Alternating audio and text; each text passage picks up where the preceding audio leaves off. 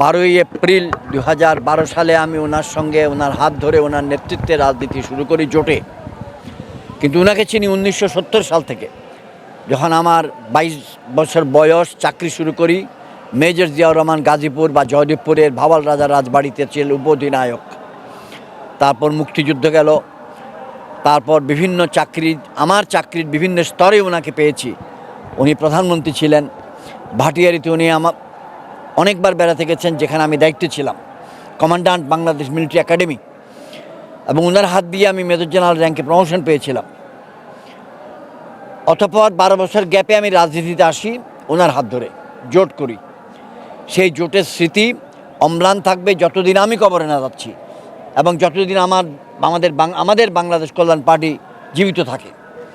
বাংলাদেশ কল্যাণ পার্টির মহাসচিব এখানে আছে, দপ্তর সম্পাদক, সাংগঠনিক সম্পাদক সবাই এখানে আছে।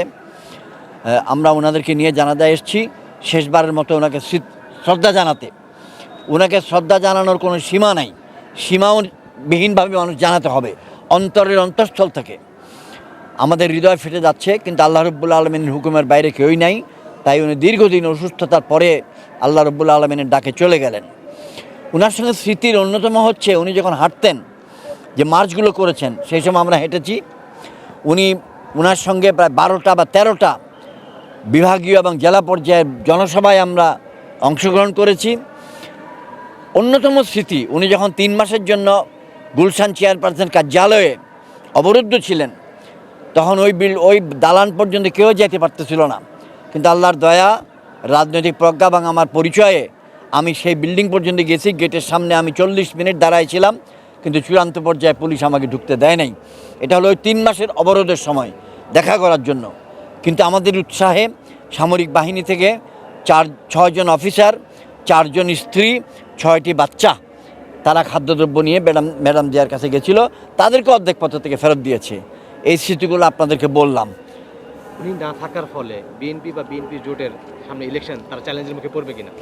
বড় কোনো চ্যালেঞ্জে পড়বে না। আমার দৃঢ় বিশ্বাস, মানুষের হৃদয়ে আগামী 1.5 মাস, 2 মাস কেন, আগামী 1.5 যুগ, 2 যুগ, অনেক দিন, যারা আজকের প্রজন্ম বেগম জিয়াকে দেখেছে, যারা প্রবীণ প্রজন্ম, যারা বেগম জিয়াকে 50 বছর ধরে দেখছে, তাদের হৃদয় থেকে বেগম জিয়ার স্মৃতি মুছে ফেলা মুশকিল। তো নির্বাচনের সময় বেগম জিয়ার দল, এই কথাটা বলতে হবে, ধানের শীষ বেগম জিয়ার শীষ, ধানের শীষ বেগম জিয়ার শীষ, এই কথাটা বলবে, মানুষের হৃদয় উদ্বেলিত হয়ে উঠবে এবং তারা অবশ্যই ধানের শীষকে ভোট দেবে। এটা হলো আমার পক্ষ থেকে অনুমান এবং আমার কল্পনা এবং আমার বিশ্বাস। অন্য যে কোনো ভালো মার্কাই দিবে, কিন্তু বেগম জিয়ার স্মৃতিটাকে মানুষ ফেলতে পারবে না। আসলে দেশনেত্রী বেগম খালেদা জিয়াকে আমরা কখনো নেত্রী হিসাবে দেখিনি, আমরা ওনাকে মায়ের মতো দেখেছি। আমরা আজকে আমাদের মাকে হারিয়েছি। মাকে হারালে যে বেদনা, তার চেয়ে কোনো অংশে কম না আমাদের নেত্রীকে হারিয়ে। সুতরাং আমাদের অনুভূতি তো বুঝতে পারছেন।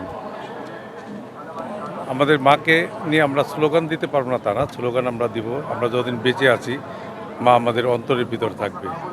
অন্তর থেকে মাকে কখনো বের করা যাবে না। হয়তো বাহ্যিকভাবে সে থাকবে না, কিন্তু আমাদের অন্তরে সে বসবাস করবে যতদিন আমরা বেঁচে আছি।